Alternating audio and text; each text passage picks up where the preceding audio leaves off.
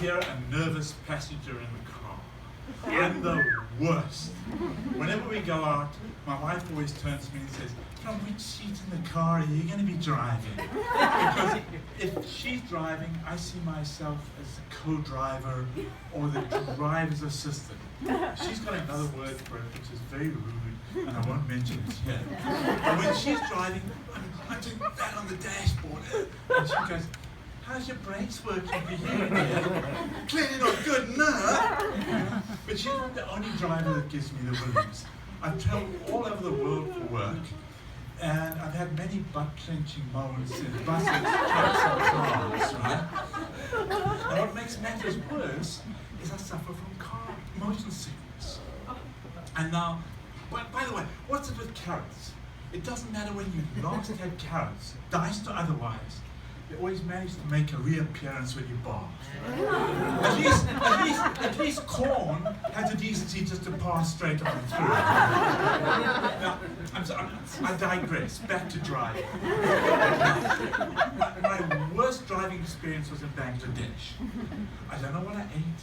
I don't know what I drank.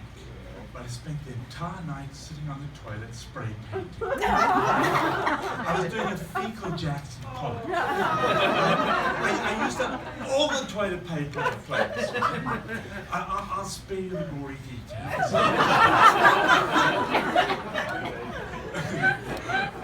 But what made matters worse was that the next day I knew I had a 9-hour trip in a minivan in the chaotic Bangladeshi traffic.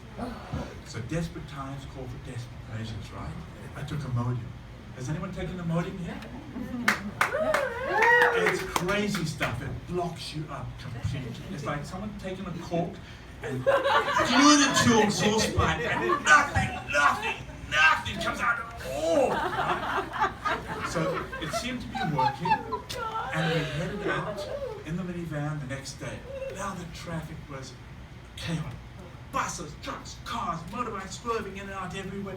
Thousands and thousands of people on the sides, pedestrians, and those poor guys in those pedicabs. You know, the pedicabs loaded to the hill. Mom, dad, 4 kids, grandma strapped on the back, balancing a suitcase on her head and a chicken under one arm.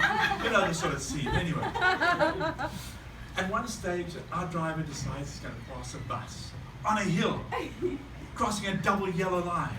And as we get alongside the bus, watch it come over the brow of the hill, but another bus passing a truck. I don't know how he survived. I had my eyes shut tight. But you know what I discovered? Imodium was not designed for those sort of circumstances.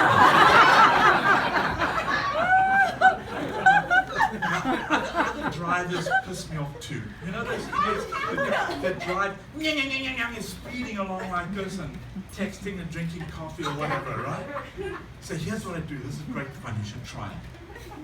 Pull over to the side of the road. I put on my aviator sunglasses, right? And then I wind down my window. It's an old car. I wind down my window and I lean out and I point my hairdryer at oncoming traffic and slows them down like you would never believe. Now, as a retiree, I get to do a lot of fun stuff. And what makes it even more fun, apart from having a car and a wife that both work, is that people don't know whether I'm taking the piss out of them or whether I'm seriously senile. Like when I order a dark water in a restaurant or sing along at the opera. And that one worked like a charm, I tell you.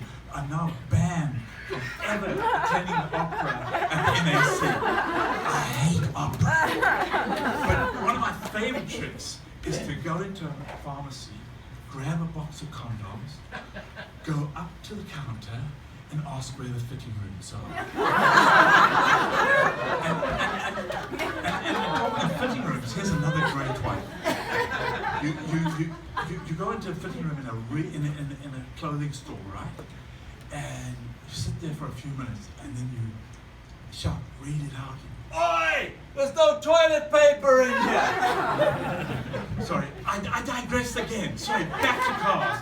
I've got to stop doing that. Now, one of the things that pees me off are those silly stick families people have in the back of their car windows. You know the ones, right?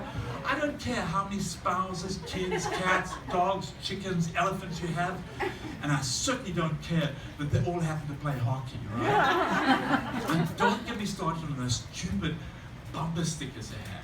You know the ones where you have to get dangerously close to read, right? And then they say something inane like, I found Jesus, have you? Listen, lady, I didn't know he was missing, right? I'm so glad you found him. But if you found him, why do I have to go looking for him?